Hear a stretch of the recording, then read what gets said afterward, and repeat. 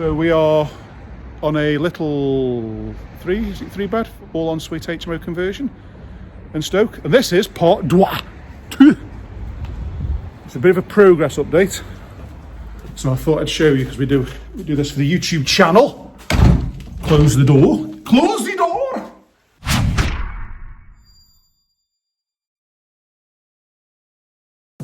Okay, so we've made a lot of mess, like this. So before, there used to be a stud wall across here, and this part that I walked in here was actually a room. We are taking the chimney out. As you can see, I'll show you a little bit more about that upstairs, and I'll show you a little bit more on how we do it. So as in here, so we're going to be trying to leave this as a big open plan kitchen diner. So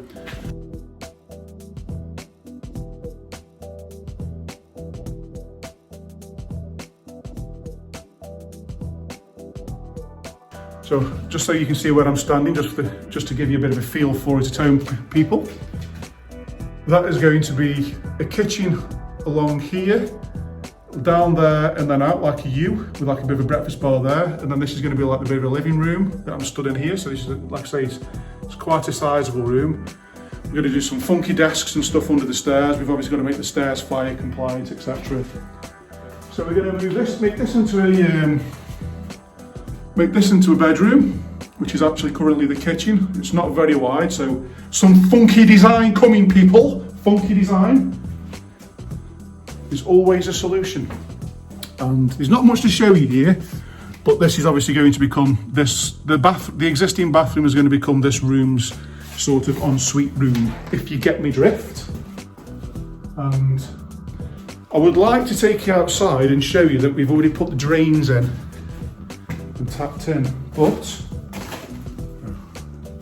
we've actually not just tapped in, but we've actually put all the slabs back down. And if you can see in the camera, right about there, that little hole, that's the inspection chamber. So we've done that, folks. Now, bearing in mind, we did say that this is proof that HMO conversions don't have to be loads and loads of money. They don't have to be dead expensive. So this wasn't in particularly bad shape when we brought it. Well, when the client brought it, not us. But also the way that we're doing the design and how we're doing some things is saving some money. So top of the stairs. So stood in here. We've got to protect all this. We've had the floor up here, so we've been running the 110 pipe. We've got gallows brackets. We actually draw on the walls as well, so it's just easier for us to say that there, it's going to be the sink, and that's the studded wall, so build it there. and this here, from there, can you see the fake line there? That's going to be the shower. Give it a tickle. And that's going to be the toilet, and there's the drains for it. See, keep it simple, folks. Keep it simple. Draw on the walls, make it easy for the trades. For the people at home that don't know what we're doing or don't know how to remove a chimney, this is one of the methods. So as you can see, just take a look at this and remember this plate. It's very, very thin, about 5mm thick piece of plate. And notice there's a bolt there and a bolt there. So the principle of a chimney is, if you look all the way up, obviously you've got 2 chambers, so we can see that we've got a hole at the top, and it's basically just a box, and that's all it is. It's just a great big hole all the way to the top, as you can see. When you go and survey a house and you get damp on the bottom of the chimney downstairs where the fireplace is and stuff, and then builders will go out there and say that the chimney needs capping, the reason is obviously, looking where I'm standing now, there's nothing here. If we look down, that's obviously downstairs, it's just a big hole. So when we say it needs capping, it basically means that, you see them pots? That's actually the chimney pot. That daylight is there and there. So when it rains, there's nothing stopping the water coming down here and running to the bottom because of gravity. And that runs all the way down to the floor. And that's where you can get quite severe damp issues around the chimney. So when we say something needs capping, it just means we put a lid on the top of there and a lid on the top of there. But that lid needs to be vented because we still need to get airflow through there, up and down the chamber. So that is the basic principle of a chimney. It's just a box which goes up to the sky. And if you've got a box up to the sky and you've got nothing on the top of the box, rain's going to fall down it. And if you're not using your fireplace, you're not drying it out, it's just going to be damp at the bottom. So that is the very, very basics of a chimney. And that's probably a good explanation of the beauty of just capping a chimney. That's all it is putting something on top. Put a lid on it, people, put a lid on it. So anyway, there's tip 1.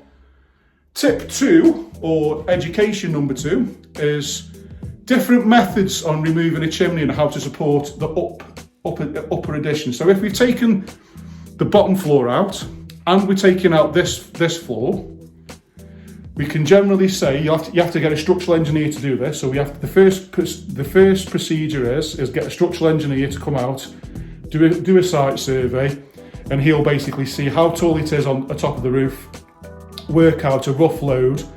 So the more you take out, the lighter the support has to be because the less weight there is to support. So as again, if this is just above the ceiling in the bedroom, there's only the bit that we can see above there. So from this brick here up, which is still a lot of weight, but we can use what's called gallows brackets. So option number 1, if it's on a 2-storey and it's going in the loft space, option number 1 is something called a gallows bracket. So again, a structural engineer will do your little pretty drawing, and it's basically just a big shelf bracket. It's made out of angle plate, about 5mm thick, this particular one. It's got some bolts there, and what we would do, so this goes one side, so when we remove, so it's made for the thickness of the brickwork. So as you'll see from here, and I'm hoping you can see this, this is hard to do. The length of there is the thickness, Luke. Can you see that? Is the thickness there of the chimney. So it's going to cover all.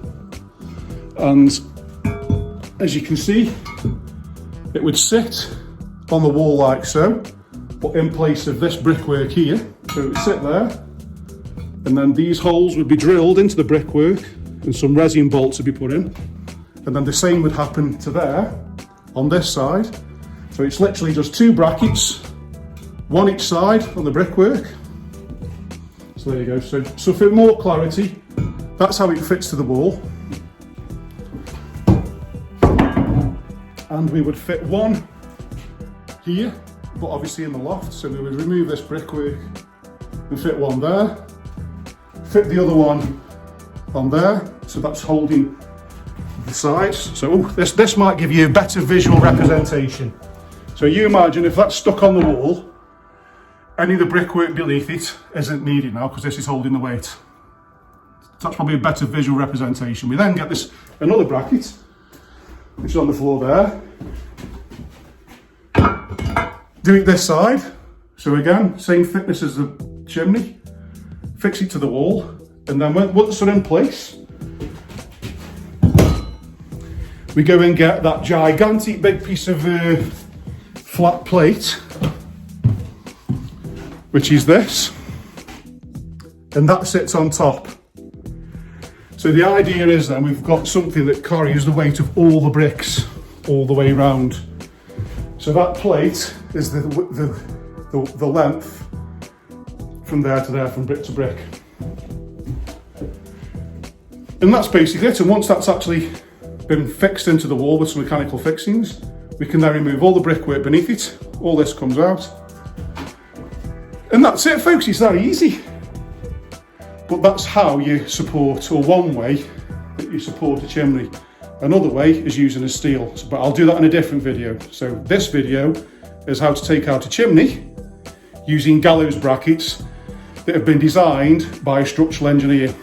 And the reason they have to be designed by a structural engineer is to make sure that they're the right gauge thickness to carry the right amount of weight, And once you've done it, you'll also need the building control to come out and sign it off, and they will ask to see the drawings from the structural engineer to make sure that it's proper. So there's no cheating, and it makes sure it's safe for people.